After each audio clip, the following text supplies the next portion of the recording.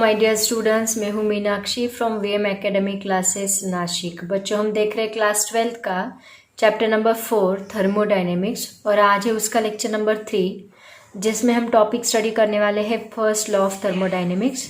लेकिन इसके पहले मैं आपको बता दूँ, इसके पहले का जो लेक्चर है heat, internal energy and work, वो लेक्चर आप देखो क्योंकि इसके बहुत सारे टॉपिक्स उसके ऊपर डिपेंड है। फर्स्ट लॉ ऑफ थर्मोडायनेमिक्स का बहुत सारा पार्ट उस हीट के ऊपर डिपेंड है, वर्क डन के ऊपर डिपेंड है, इंटरनल एनर्जी के ऊपर डिपेंड है। तो चलो स्टार्ट करते हैं आज का topic first law of thermodynamics. Actually thermodynamic chapter जो है ये टोटल 3 लॉज पे ही डिपेंड करता है। 0th law of thermodynamic, first law of thermodynamic and second law of thermodynamic. तो ऐसे तीनों लॉज के ऊपर ही पूरा चैप्टर डिपेंड है।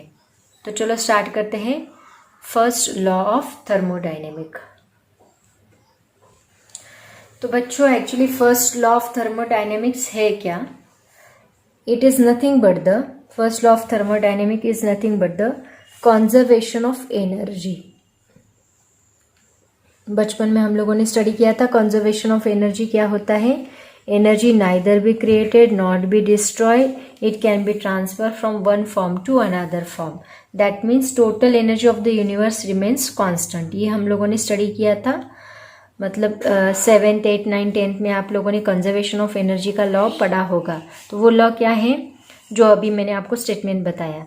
मतलब यहाँ पे एनर्जी डिस्ट्रॉय नहीं हो रही है ना क्रिएट हो रही है, बस एक एनर्जी का एक फॉर्म दूसरे फॉर्म में कन्वर्ट हो रहा है। दैट मतलब यहाँ पे एनर्जी हमेशा क्या होती है, energy remains constant. Energy remains constant, ये कभी भी डिस्ट्रॉय नहीं होती, ऐसा उसका मीनिंग है। और वही क्या होता है फर्स्ट लॉ ऑफ थर्मोडायनेमिक।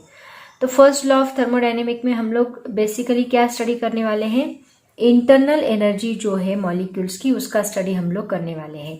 तो यहाँ पे इसका एक्चुअली एक इक्वेशन में फर्स्ट लॉ ऑफ थर्मोडायनेमिक्स बताया जाए तो वो क्या है, delta U is equal to होता है delta Q plus delta W. ऐसे फर्स्ट लॉ ऑफ थर्मोडायनेमिक का इक्वेशन है। आपके बुक में जो इक्वेशन दिया है वो क्या है, delta U is equal to Q minus W. ये इक्वेशन आपके बुक में दिया है। यहाँ पे माइनस डब्ल्यू क्यू है, वो भी मैं आपको बताऊंगी। बट आपके बुक में जो फर्स्ट लॉ ऑफ थर्मोडायनेमिक का इक्वेशन दिया है वो ये है, delta U is equal to Q minus W. तो ये इक्वेशन हमें बस स्टडी करना है स्टेप बाय स्टेप। इसमें डेल्टा यू क्या है, it is nothing but the change in internal energy. U किसके लिए लेते हैं हम लोग, इंटरनल एनर्जी के लिए। तो सबसे पहले इंटरनल एनर्जी क्या है, ये ऑलरेडी हमने इसके पहले के लेक्चर में डिस्कस किया है, लेकिन अभी थोड़ा शॉर्ट में मैं आपको बताऊंगी। तो यहाँ पे you is nothing but the change in internal energy. Q, यहाँ पे जो हीट हम लोग वो सिस्टम को देने वाले हैं वो रहेगा, और उसकी वजह से जो सिस्टम में वर्क डन होगा वो होगा डब्ल्यू। ओके, तो ऐसे delta U is equal to change in internal energy is nothing but the Q minus W. ये इक्वेशन है फर्स्ट लॉ ऑफ थर्मोडायनेमिक का। इससे हम लोग क्यू का इक्वेशन क्या बना सकते हैं, Q is equal to delta U plus W. ऐसा इक्वेशन हम लोग बना सकते हैं। मतलब जो भी हीट आप अप्लाई करोगे वो हीट किसके लिए यूटिलाइज होगी, एक तो वो सिस्टम की इंटरनल एनर्जी चेंज करने के लिए यूटिलाइज होगी, आइदर इंक्रीज और decrease, and due to that work is done in there. मतलब एक तो वो गैस जो सिस्टम रहेगा, एक तो एनर्जी सराउंडिंग को देगा, इसका मतलब वहां पे क्या होगा, वर्क डन होगा। जो एनर्जी सराउंडिंग को लूज की जाएगी उसकी वजह से वहां पे जो वर्क होगा that is nothing but the W. तो यही चीजें हम लोग डिटेल में पढ़ने वाले हैं स्टेप बाय स्टेप। मतलब ये इक्वेशन आप डिराइव करोगे, उसके साथ साथ वर्क डन हम लोग पढ़ेंगे। वर्क डन पॉजिटिव कैसे होता है, निगेटिव कैसे होता है, वो हम लोग स्टडी करेंगे। इंटरनल एनर्जी एग्जैक्टली क्या होती है वो हम लोग स्टडी करेंगे। ऐसे स्टेप बाय स्टेप हम लोग बहुत सारे क्वेश्चंस यहाँ पे स्टडी करने वाले हैं। ठीक है, तो बच्चों देखो, सबसे पहले हम लोग देखते हैं इंटरनल एनर्जी एग्जैक्टली होती क्या है। तो अगर कोई सिस्टम हम लोग कंसिडर करें तो वो सिस्टम के पास जो टोटल एनर्जी होती है वो क्या होती है, ये ऑलरेडी हम लोगों ने डिस्कस किया है। वापस एक बार बता देती हूँ, किसी भी सिस्टम के पास जो टोटल एनर्जी होती है वो क्या होती है, वो सिस्टम की काइनेटिक एनर्जी जो उसको मोशन की वजह से मिलती है, प्लस वो सिस्टम की पोटेंशियल एनर्जी जो उसको ड्यू टू ग्रेविटेशन की वजह से मिलती है, ग्रेविटेशन या इलेक्ट्रोस्टैटिक फील्ड होगी वहाँ पे, तो उनकी वजह से जो उनको एनर्जी मिलेगी that is the potential energy रहेगी। और तीसरी एनर्जी जो उनको मिलती है that is the internal energy, जो हम लोग यू से डिनोट करते हैं। तो ये इंटरनल एनर्जी एग्जैक्टली होती क्या है? इंटरनल एनर्जी मतलब वो सिस्टम के अंदर की एनर्जी जो उनके मॉलिक्यूल्स की वजह से होगी, प्रोटॉन्स की वजह से, न्यूट्रॉन्स की वजह से, इलेक्ट्रॉन्स की वजह से होगी, उसको हम लोग क्या बोलेंगे? Force of attraction between molecule two molecule उनकी वजह से होगी, उसको हम लोग क्या बोलेंगे? इंटरनल एनर्जी बोलेंगे। तो ये इंटरनल एनर्जी यहाँ पे दो टाइप्स की होती है, काइनेटिक एनर्जी भी होती है इसमें, प्लस पोटेंशियल एनर्जी भी होती है। काइनेटिक एनर्जी कैसे होती है? देखो वहाँ पे मॉलिक्यूल्स है, राइट ना, किसी सिस्टम में मॉलिक्यूल्स है, तो ये मॉलिक्यूल्स को स्पीड है, मतलब ये मॉलिक्यूल्स इधर उधर घूम रहे हैं, मतलब इनको स्पीड है, तो स्पीड है उसकी वजह से उनके पास क्या है? काइनेटिक एनर्जी है। और दो मॉलिक्यूल्स के बीच में फोर्स ऑफ अट्रैक्शन भी है, इन दोनों के बीच में फोर्स ऑफ अट्रैक्शन है, इसका मतलब इनके पास पोटेंशियल एनर्जी भी है।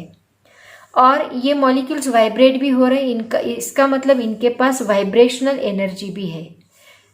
रोटेट हो रहे तो इसका मतलब इनके पास रोटेशनल काइनेटिक एनर्जी है, ट्रांसलेशनल काइनेटिक एनर्जी, ऐसे बहुत सारी इंटरनल एनर्जीज ऑलरेडी वो सब्सटेंस में अवेलेबल है, वो सिस्टम में अवेलेबल है।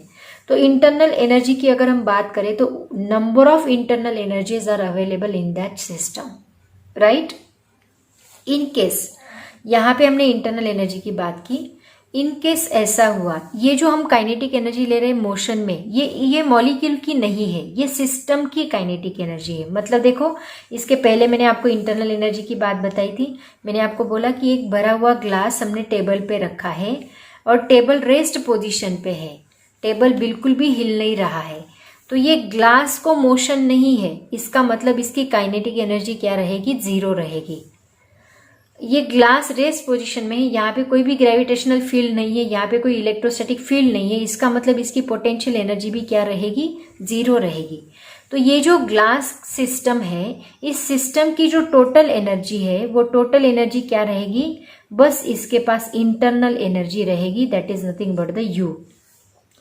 और अगर ये आइडियल गैस है, ऐसे कंसिडर करो, ये सिस्टम अगर आइडियल गैस है तो इसकी जो इंटरनल एनर्जी है वो बस आपके पास क्या रहेगी? That is nothing but the kinetic energy ही रहेगी। क्योंकि हम लोगों ने स्टडी किया है आइडियल गैस के दो मॉलिक्यूल्स के बीच में फोर्स ऑफ अट्रैक्शन नहीं होता, ये ऑलरेडी हमने काइनेटिक थ्योरी ऑफ गैसेस में स्टडी किया है। इसके पहले आप काइनेटिक थ्योरी ऑफ गैसेस पढ़ो, इसके बाद ही ये स्टार्ट करो। तो अगर ये आइडियल गैस है तो उसकी जो इंटरनल एनर्जी है वो बस क्या रहेगी? काइनेटिक एनर्जी ही रहेगी। समझ में आया? देखो मैंने क्या बताया आपको, अगर कोई भी सिस्टम रेस्ट पोजीशन पे है तो उसकी काइनेटिक एनर्जी जीरो रहेगी, उसके ग्रेविटेशन फील्ड नहीं है, इलेक्ट्रोस्टैटिक फील्ड नहीं, तो पोटेंशियल एनर्जी जीरो रहेगी, तो उसके पास बस एक ही एनर्जी बचेगी, वो कौन सी? Internal energy. और इंटरनल एनर्जी में क्या क्या रहेगा? Kinetic energy, potential energy, vibrational energy.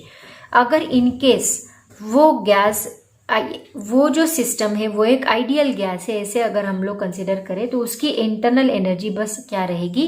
Kinetic energy रहेगी, क्योंकि आइडियल गैस के दो मॉलिक्यूल्स के बीच में फोर्स ऑफ अट्रैक्शन नहीं होता। और फोर्स ऑफ अट्रैक्शन नहीं होता, इसका मतलब उसकी पोटेंशियल एनर्जी क्या रहेगी? जीरो रहेगी। ये सिस्टम की पोटेंशियल एनर्जी है, ये इंटरनल एनर्जी की पोटेंशियल एनर्जी की हम बात कर रहे हैं। ओके, तो ये क्या रहेगी? जीरो रहेगी। This is about the internal energy. और ये इंटरनल एनर्जी हम लोग मेजर नहीं कर सकते। देखो, इंटरनल एनर्जी हम लोग मेजर भी नहीं कर सकते और उसको मेजर करने की ज़रूरत भी नहीं है। आप बस क्या करोगे, यहाँ पे हम लोग यहाँ पे बस change in internal energy measure करेंगे। चेंज इन इंटरनल एनर्जी मतलब क्या? तो यहाँ पे हम लोग change in internal energy measure करेंगे, मतलब UF minus UI, change in internal energy is nothing but the final internal energy minus initial internal energy. तो इसको हम लोग मेजर कर सकते हैं, लेकिन इंटरनल एनर्जी जो होती है मॉलिक्यूल्स की, उसको हम लोग मेजर नहीं कर सकते। तो इंटरनल एनर्जी से रिलेटेड कुछ इंपॉर्टेंट पॉइंट्स मैं आपको बताने वाली हूँ जो आपके सिलेबस में नहीं है बट दैट आर इम्पॉर्टेंट। कभी कभी कॉम्पिटिटिव एग्जाम्स में वो पूछे जा सकते हैं, इसलिए मैं आपको वो बताने वाली हूँ। तो इसमें सबसे पहला पॉइंट हम लोग स्टडी करने जा रहे हैं, that is the internal energy is nothing but an extensive property. तो एक्सटेंसिव प्रॉपर्टी का मतलब क्या होता है? That means it depends on the amount of matter. अगर अमाउंट ऑफ मैटर मतलब अमाउंट, सब्सटेंस का अमाउंट बढ़ा तो मॉलिक्यूल्स बढ़ेंगे, मॉलिक्यूल्स बढ़ेंगे तो इंटरनल एनर्जी बढ़ेगी। That means it is an extensive property, it depends on the amount of matter. Second point है it is a state function. State function मतलब इसका जो चेंज रहेगा that is depends on final, that means UF minus UI. मैंने आपको बोला कि change in internal energy क्या होती है? UF minus UI.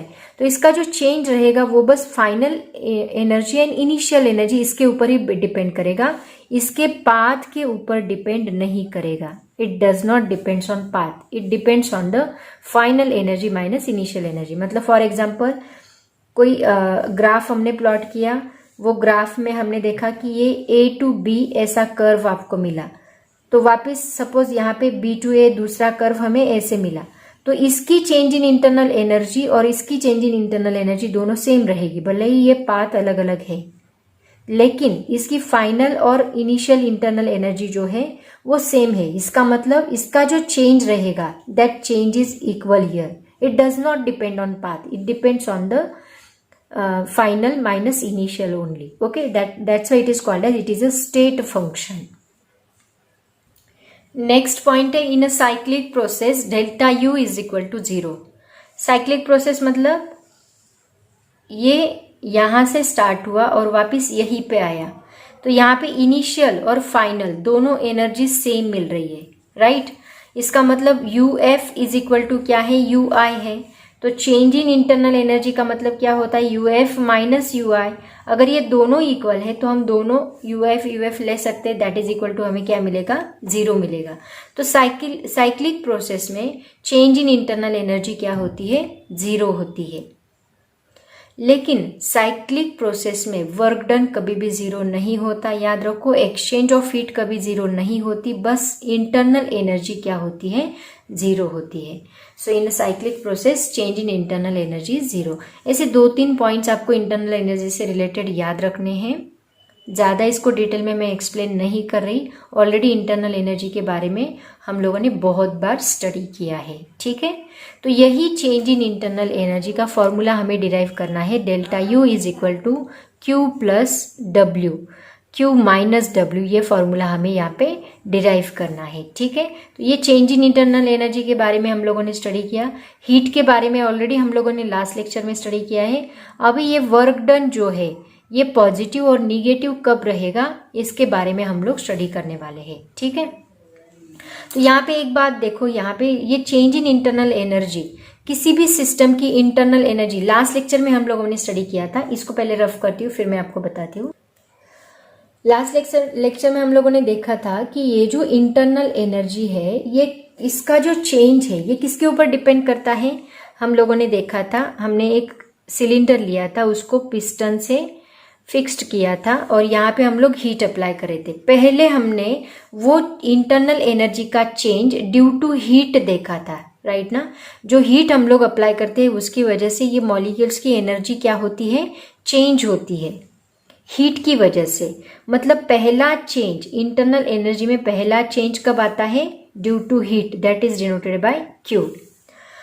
तो सबसे पहले हमने change in internal energy due to temperature देखा था और उसके बाद हमने क्या किया था? हीट अप्लाई करना बंद किया था और ये जो इंटरनल एनर्जी है वो ड्यू टू वर्क डन की वजह से चेंज होती है। वर्क डन की वजह से कब चेंज होती है? अगर आप ये पिस्टन नीचे लेके आए तो ये क्या होगा? वॉल्यूम डिक्रीज करेगा। वॉल्यूम डिक्रीज करेगा मतलब कंप्रेस होगा गैस, गैस कंप्रेस होगा, उसकी वजह से मॉलिक्यूल्स के इंटरनल एनर्जी में चेंज आएगा। ये हमने ऑब्जर्व किया था।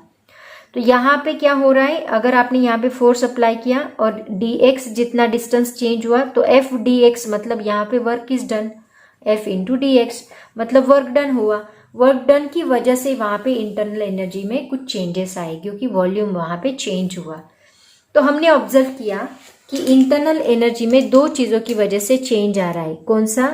पहली तो है जो अमाउंट ऑफ हीट हमने अप्लाई की थी उसकी वजह से चेंज आ रहा है, और दूसरी जो वहाँ पे, ये पहली और दूसरी क्या, जो वहाँ पे वर्क डन हुआ है उसकी वजह से।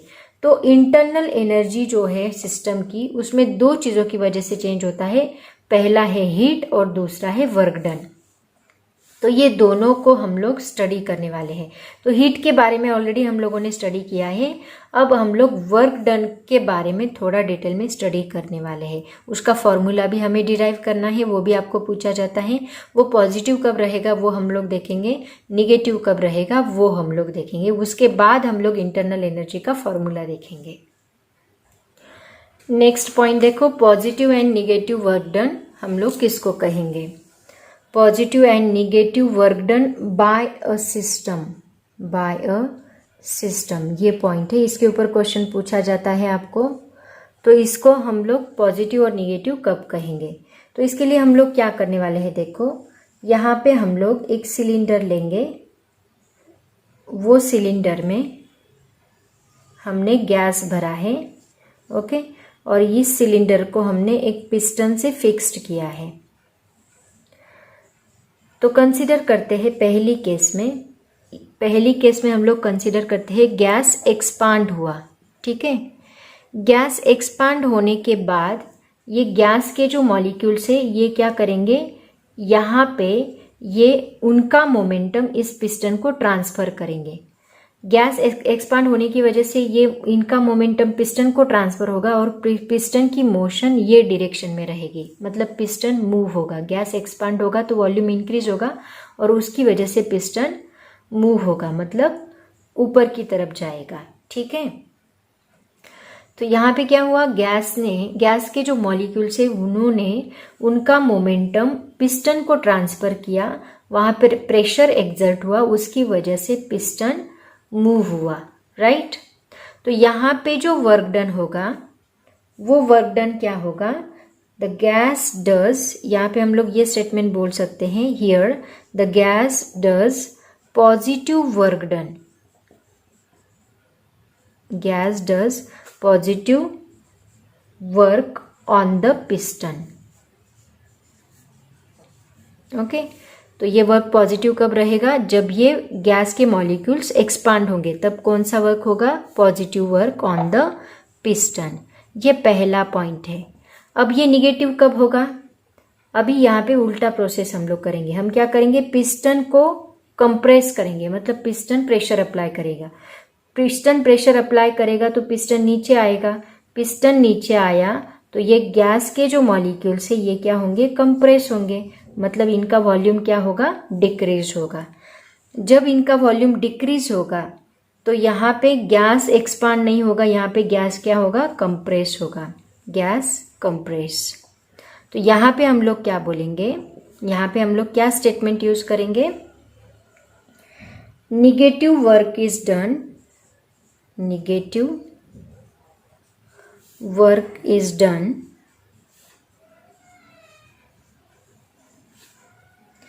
on the by the gas on the piston, by the gas on the piston, okay. मतलब देखो पॉजिटिव वर्क कब होता है, जब गैस एक्सपांड होता है, और निगेटिव वर्क कब होता है, जब गैस कंप्रेस होता है। तो ये दोनों बातें आपको याद रखनी है।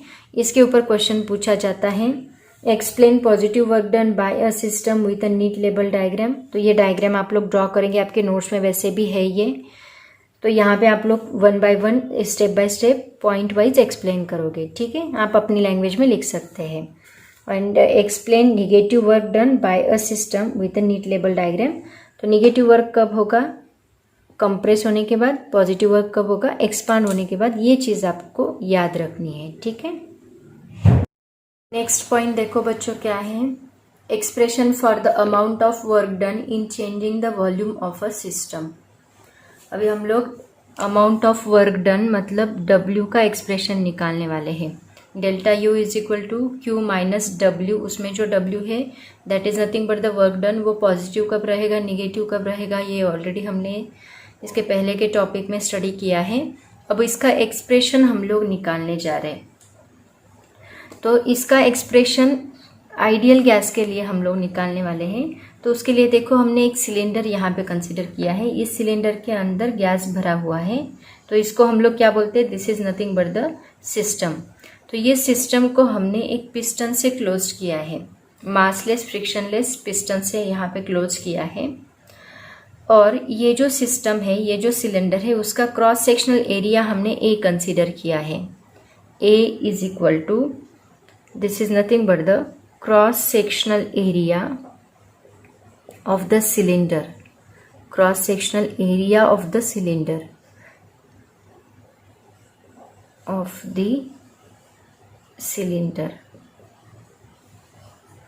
सिलेंडर एंड द पिस्टन भी बोल सकते हैं। पिस्टन के साथ क्रॉस सेक्शनल एरिया हमने यहाँ पे ए कंसिडर किया है। And the constant pressure exerted by the system on the piston suppose to be that is P. P is equal to pressure. ये पिस्टन क्या कर रहा है, ये गैस के ऊपर प्रेशर अप्लाई कर रहा है, तो ये प्रेशर हमने क्या कंसीडर किया है, पी कंसीडर किया है। तो यहाँ पे देखो ये जो सिस्टम ये पिस्टन के ऊपर फोर्स अप्लाई करेगी, वो फोर्स कितना रहेगा, that F is equal to the force. जो फोर्स अप्लाई कर रही है सिस्टम वो कितना रहेगा, यहाँ पे प्रेशर का फॉर्मूला क्या होता है, फोर्स अपॉन एरिया। तो यहाँ से हम लोग फोर्स का फॉर्मूला क्या बना सकते हैं, force is equal to pressure into area. मतलब ये जो फोर्स यहाँ पे अप्लाई हो रहा है, सिस्टम जो फोर्स अप्लाई कर रही है, force exerted by the system on the piston, piston के ऊपर जो फोर्स अप्लाई कर रही है वो कितना रहेगा, P into A by using this formula. तो यहाँ पे जब फोर्स अप्लाई करेगी सिस्टम, उस वक्त ये जो पिस्टन है ये कुछ डिस्टेंस मूव करेगा, that distance is suppose to be dx। तो इससे हमें वर्क डन का फॉर्मूला मिलेगा। तो यहाँ पे हम लोग सिंगल बहुत छोटे से वर्क पे ऊपर काम करेंगे, that is nothing but the change in work done that is equal to dw। छोटा सा वर्क निकालेंगे, उसके बाद हम लोग टोटल वर्क निकालेंगे। तो ये सिंगल एरिया के लिए हम लोग काम कर रहे हैं, फिर हम लोग होल सिस्टम का वर्क डन निकालेंगे। तो सिंगल एरिया के लिए dw इज इक्वल टू क्या रहेगा, फोर्स इंटू dx रहेगा। एक छोटा सा डिस्टेंस हमने कंसिडर किया है, that is nothing but the dx। तो यहाँ पे देखो फोर्स का फॉर्मूला डाल दो, क्या आएगा, dw is equal to F क्या है, p into A into dx। और a इंटू dx, एरिया मतलब क्या होता है, length into breadth into height. तो ये फॉर्मूला बनेगा, length into breadth into height is nothing but the volume. तो यहाँ पे dw is equal to p into A into dx है, मतलब यहाँ पे हमें क्या लेना पड़ेगा, dv लेना पड़ेगा। तो dw का फॉर्मूला क्या बनेगा, गैस के लिए देखो ये मैकेनिकल वर्क डन है, that is equal to F into dx। लेकिन गैस के लिए जो वर्क डन का फॉर्मूला होता है वो याद रखो हमेशा, वो क्या होता है, w is equal to P V. तो यहाँ पे dw इज इक्वल टू क्या मिलेगा, p इंटू dv मिलेगा। ये हमने बहुत छोटे से वर्क के लिए किया है। तो इससे ही अगर हमें टोटल वर्क डन चाहिए होगा, तो टोटल वर्क डन हमें कितना मिलेगा, हमें क्या करना होगा, इसको इंटीग्रेट करना होगा, इस छोटे से वर्क को। एक सिंगल एरिया के लिए छोटा सा वर्क हमने लिया है dw, तो हमें होल बॉडी का वर्क डन चाहिए। तो हम क्या करेंगे, इसको ऐसे सभी को हम क्या करेंगे, इंटीग्रेट करेंगे। मतलब इनिशियल वॉल्यूम से लेके फाइनल वॉल्यूम तक हम लोग क्या करेंगे, इंटीग्रेट करेंगे। तो total work done, this is for the smallest volume, बहुत ही छोटे वॉल्यूम के लिए हमने ये वर्क डन निकाला है। वर्क डन इज, वो क्या रहेगा देखो, that is nothing but the integration of initial volume to final volume of dw। ये क्या मिलेगा हमें, टोटल वर्क डन, जो हम लोग w से डिनोट करते हैं। तो यहाँ पे w इज इक्वल टू आएगा vi to vf that is equal to dw। तो यहाँ पे integration of vi to vf, dw की जगह पे डालो p इंटू dv। तो यहाँ पे p कांस्टेंट है, ये इंटीग्रेट हम किसके लिए कर रहे हैं, dv के लिए कर रहे हैं। तो p कॉमन निकाल लो, p कांस्टेंट है तो बाहर आएगा, और बाकी टर्म को हम लोग इंटीग्रेट करेंगे। तो w is equal to p into integration vi to vf into dv। यहाँ पे 1 है तो कांस्टेंट टर्म का इंटीग्रेशन यहाँ पे हमें बस 1 dv का इंटीग्रेशन v मिलेगा। तो w इज इक्वल टू हमें क्या मिलेगा, p इंटू v। ये टोटल वॉल्यूम को हमने इंटीग्रेट किया तो यहाँ पे हमें v मिलेगा, dv का इंटीग्रेशन सिर्फ v मिलेगा। फॉर्मूला याद होगा, नहीं याद है इंटीग्रेशन का फॉर्मूला तो mathematical methods chapter number 2 class 11 उसमें इंटीग्रेशन एंड डेरिवेटिव दोनों भी एक्सप्लेन किए हैं। नहीं तो आपके मैथ्स में आने ही वाला है इंटीग्रेशन, तब आपको ये चीज़ें समझ में आएगी। तो ये कहाँ से कहाँ तक है, दैट इज फ्रॉम vi से लेके vf तक। तो अगर मुझे v निकालना है तो हमें कैसे करना पड़ता है, इसको इंटीग्रेट करने के बाद w is equal to p into, एक बार ये vf डालना है आपको और फिर माइनस लेके ये vi डालना है। ऐसे हम लोग इसको सॉल्व करते हैं इंटीग्रेशन को। 1 dv का इंटीग्रेशन मिलेगा v और इसका जो लिमिट है वो हमें डालना पड़ेगा vi से लेके vf तक। तो vf माइनस vi हमें यहाँ पे initial volume to final volume, मतलब ये हमें क्या मिलेगा, चेंज इन वॉल्यूम मिलेगा। That is nothing but the work done. तो यही फॉर्मूला हमें यहाँ पे मिलता है। ये फॉर्मूला किसका है, this is the expression for the amount of work done in changing the volume of a system. यहाँ पे वॉल्यूम फाइनल वॉल्यूम से इनिशियल वॉल्यूम तक चेंज हो रहा है, तो changing volume of a system के लिए आपको अमाउंट ऑफ वर्क डन क्या मिल रहा है, W is equal to P into dv मतलब क्या, vf से लेके vi तक जो चेंज हमें मिल रहा है वॉल्यूम में उसके लिए ये वर्क डन हमें मिलेगा। समझ में आया, बहुत ही सिंपल फॉर्मूला है। देखो डेरिवेशन बहुत सिंपल है। क्या किया हमने, एक सिलेंडर कंसीडर किया, उसका क्रॉस सेक्शनल एरिया A है, सिलेंडर का प्रेशर उसके ऊपर पिस्टन जो अप्लाई कर रहा है वो P है। तो इससे सिस्टम पिस्टन के ऊपर फोर्स अप्लाई करेगी F, वो F कितना होगा, P इंटू A। ये जो प्रेशर अप्लाई कर रहा है ये P इंटू A। तो dw हमें क्या मिलेगा, F इंटू डी एक्स, उसकी वजह से पिस्टन कुछ डिस्टेंस मूव करेगा, that is dx। So dw is equal to F into d x. F की जगह पे PA पुट किया, PA dx, A dx मतलब होता है dv। यहाँ पे dv A dx की जगह पे हमने क्या पुट किया है, dv पुट किया है, change in volume. So total work done, अगर ये बहुत स्मॉलेस्ट वर्क डन हमने निकाला है फॉर छोटे से डिस्टेंस के लिए dx के लिए, तो टोटल वर्क डन अगर चाहिए होगा तो हमें इसको इंटीग्रेट करना पड़ेगा, integrate from initial volume to final volume. तो इसको इंटीग्रेट किया, इंटीग्रेशन इसका v मिला, तो उसका इंटीग्रेशन सॉल्व करने के बाद हमें ये फाइनल इक्वेशन मिला। ओके, समझ में आया सबको। ऐसे हम लोग इसका amount of work done in changing the volume of a system का डेरिवेशन डिराइव करेंगे। ठीक है, बहुत ही सिंपल डेरिवेशन है ये। और इस वर्क डन की वजह से, ये जो वर्क डन यहाँ पे हो रहा है इसकी वजह से क्या होता है, ये सिस्टम की इंटरनल एनर्जी क्या होगी, चेंज होगी। क्योंकि देखो यहाँ पे वॉल्यूम चेंज हो रहा है, ड्यू टू दैट यहाँ पे सिस्टम की इंटरनल एनर्जी क्या हो रही है, चेंज हो रही है। समझ में आया। और ये actually first law of thermodynamic जो है delta U is equal to Q minus W, उसके लिए हम लोग ये डेरिवेशन ले रहे हैं, क्योंकि आगे जाके आपको ये यूटिलाइज भी करना है न्यूमेरिकल्स में। तो ये फॉर्मूला आप लोग याद रखो। नेक्स्ट टॉपिक देखो क्या है बच्चों, जिसका आप लोग कब से वेट कर रहे थे, that is the equation for first law of thermodynamics. वो अभी हम लोग डिराइव करने जा रहे हैं। तो इक्वेशन क्या है, delta U is equal to Q minus W. तो इसमें डेल्टा यू क्या है, जो इंटरनल एनर्जी है, change in internal energy of the system, वो दो चीज़ों के ऊपर डिपेंड करती है। एक जो हीट अप्लाई करते हैं उसके ऊपर, और दूसरा जो वर्क डन होता है सिस्टम का उसके ऊपर। तो ये फॉर्मूला आपको ऐसे भी दिखेगा, delta U is equal to delta Q plus delta W, ऐसे भी दिखेगा। तो यहाँ पे that is nothing but the change in work done, और ये है change in amount of heat, और ये है चेंज इन इंटरनल एनर्जी। तो ये अलग अलग फॉर्म में हम लोग इसको लिख सकते हैं। तो अभी हमें ये फॉर्मूला डिराइव करना है जो आपके बुक में दिया है, delta U is equal to Q minus W. तो इसको हम लोग ऐसे भी लिख सकते हैं, याद रखो। ठीक है, तो यहाँ पे सबसे पहले देखो, एक सिस्टम हमने कंसिडर किया है जिसके अंदर हमने गैस भरा है, राइट ना। तो ये गैस के मॉलिक्यूल्स है। तो इनिशियली हम लोग क्या करेंगे, इस सिस्टम को हीट अप्लाई करेंगे। तो जब हमने इसको हीट अप्लाई की, तो इनिशियली देखो, कभी भी हम लोग किसी चीज़ को हीट अप्लाई करते हैं तो कुछ देर के लिए वो हीट अप्लाई होने के बाद भी वो सिस्टम में ना बॉइलिंग होता है। सपोज हमने वाटर को हीट अप्लाई की तो वाटर में ना बॉइलिंग होता है ना कुछ होता है, थोड़ी देर के लिए वाटर बहुत ही स्टेबल होता है।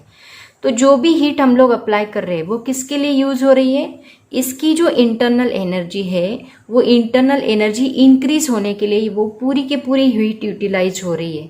इसका मतलब जो भी अमाउंट ऑफ हीट हम लोग यहाँ पे अप्लाई कर रहे हैं वो क्यू टोटल किसके लिए हो रहा है, to change the internal energy. मतलब पहला पॉइंट आप लिख सकते हैं डेल्टा यू जो है वो टोटली किसके लिए यूज हो रहा है, इंटरनल एनर्जी चेंज करने के लिए। अब यहाँ पे देखो आगे क्या होगा, इंटरनल एनर्जी जैसे ही चेंज होगी तो यहाँ पे जो गैस है या फिर जो भी सिस्टम है वो क्या करेगी, अपना वॉल्यूम एक्सपांड करेगी।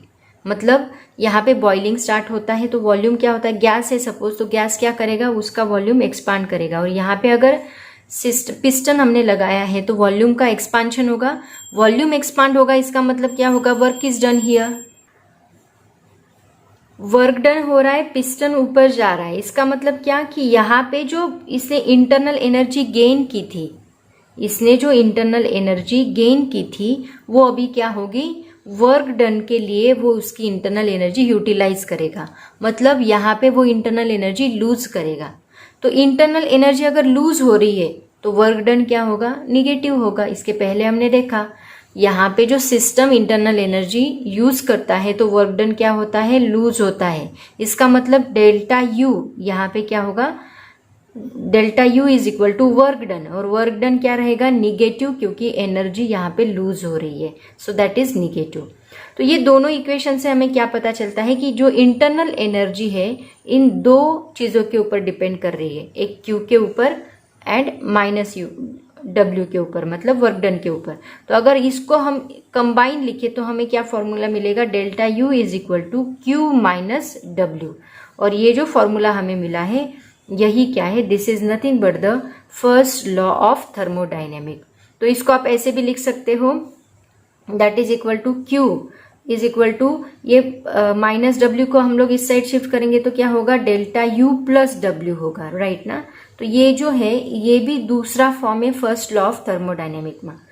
तो यहाँ पे क्यू की जगह पे आप लोग अलग अलग फॉर्मूले, जो अमाउंट ऑफ हीट के फॉर्मूले होते हैं वो बहुत अलग अलग फॉर्मूले हैं, तो क्यू के बहुत सारे फॉर्मूलेज आप यहाँ पे पुट कर सकते हो। क्या क्या फॉर्मूला है मैं बताती हूँ, क्योंकि न्यूमेरिकल्स में हम लोग वो फॉर्मूले यूज करने वाले हैं। लेकिन उसके पहले मैं आपको बता दूं ये इक्वेशन हमें क्या बता रहा है, देखो this is nothing but the change in internal energy, this is nothing but the Q मतलब अमाउंट ऑफ हीट सप्लाइड, और ये क्या है, it is the work done. तो यहाँ पे हम बोल सकते हैं work done by the system on its surrounding, bye the system on its surrounding. Okay, bye the system के लिए हम लोग नेगेटिव वर्क डन लेते हैं। तो यहाँ पे डेल्टा यू, दैट मीन्स हम लोग इसको एक्सप्लेन कैसे करेंगे, change in internal energy of a system is the difference between, किसका difference, difference between heat supplied to the system and the work done by the system on its surrounding. ये होती है change in internal energy. और ये दूसरा form हमें क्या बता रहा है, that is equal to Q, Q is equal to क्या है, डेल्टा यू प्लस डब्ल्यू। तो इसको हम लोग कैसे एक्सप्लेन कर सकते हैं, ये इक्वेशन से हम लोग बोल सकते हैं the amount of heat Q is added to a system, its internal energy is increased by an amount delta U. इसकी इंटरनल एनर्जी क्या होगी, इंक्रीज होगी जब हम इसको हीट अप्लाई करेंगे, and the remaining is lost in the form of work done W on the surrounding. कुछ heat यहाँ पे delta as a delta U use होगी, और जो रिमेनिंग हीट रहेगी वो किसके लिए, अमाउंट ऑफ वर्क डन के लिए यूज होगी, जो यहाँ पे क्यू हमने यूज किया है, बराबर है ना। यहाँ पे कुछ हीट किसके लिए यूज हो रही है, इसकी इंटरनल एनर्जी इंक्रीज करने के लिए, और बाकी हीट किसके लिए यूज हो रही है, सराउंडिंग को जा रहा है as a work done. Okay, तो ऐसे हम लोग दोनों को एक्सप्लेन कर सकते हैं। तो अभी अभी मैंने आपको बोला कि क्यू के अलग अलग फॉर्मूले हैं, तो क्यू का यहाँ पे एक फॉर्मूला मैं आपको बताती हूँ, that is the m into L. तो एल यहाँ पे क्या होता है, लैटेंट हीट। आप लोगों ने 11th में स्टडी किया था, latent heat is equal to होता है amount of heat per unit mass of the substance. तो क्यू इज इक्वल टू हम लोग यूज कर सकते हैं ml, क्योंकि इसके ऊपर नीट में एक क्वेश्चन पूछा गया है, वो क्वेश्चन में लेने वाली हूँ। तो क्यू इज इक्वल टू यहाँ पे क्या होता है, m इंटू एल। ओके, और क्या होता है, देखो Q इज इक्वल टू होता है N C into delta T. आगे जाके हम लोग देखने वाले हैं ये भी फॉर्मूलेज। तो Q का ये भी एक दूसरा फॉर्मूला है NC into delta T. Q is equal to MLB है जो हमने 11th में स्टडी किया। ये फॉर्मूला अभी देखने वाले हम लोग। तो Q की जगह पे आप लोग ये अलग अलग फॉर्मूलेस डाल सकते हैं। और वर्क डन का फॉर्मूला तो अभी अभी हमने डिराइव किया है PdV या फिर P into VF minus VI, वो फॉर्मूला हम लोग यहाँ पे पुट करेंगे। उससे आपको change in delta, change in internal energy मिलेगी। समझ में आया सबको? ऐसे हम लोग इसको सॉल्व करेंगे। उसके बाद देखो बच्चों, ये जो डेल्टा यू है इसकी 3 केसेस बनती है। एक होती है पॉजिटिव, दूसरी होती है निगेटिव एंड तीसरी होती है 0। तो देखो ये डेल्टा यू पॉजिटिव कब रहेगा मैं आपको बताती हूँ। यहाँ पे हमने सिस्टम लिया था, तो सिस्टम को हम अमाउंट ऑफ हीट अप्लाई कर रहे हैं, that is nothing but the Q. तो ये क्यू किसके लिए यूज हो रहा है? इंटरनल एनर्जी चेंज करने के लिए, और दूसरा वर्क डन के लिए, राइट ना? Give the system, that is the work done. तो Q इज इक्वल टू का हमें क्या फॉर्मूला मिला? Delta U plus W. ये फॉर्मूला हमने डिराइव किया अभी फर्स्ट लॉ ऑफ थर्मोडाइनेमिक में। तो यहाँ पे जो अमाउंट ऑफ हीट अप्लाई हो रही है वो 2 चीज़ों के लिए। पहले तो वो इसकी इंटरनल एनर्जी इंक्रीज करेगा, उसके बाद वर्क डन करेगा। तो ये डेल्टा यू पॉजिटिव कब रहेगा? देखो, अगर ये अमाउंट ऑफ हीट जो अप्लाई हुई है वो अगर चेंज इन इंटरनल एनर्जी ज़्यादा कर रहा है देन द वर्क डन, तो यहाँ पे जो डेल्टा यू हमें मिलेगा वो क्या मिलेगा? पॉजिटिव मिलेगा, बराबर। अगर जो हीट ऐड हो रही है then the work done by the system, वो अगर मोर है, मतलब सपोज यहाँ पे हमने 200 जूल इतनी हीट अप्लाई की और वर्क डन बस 100 जूल ही हुआ। समझ में है?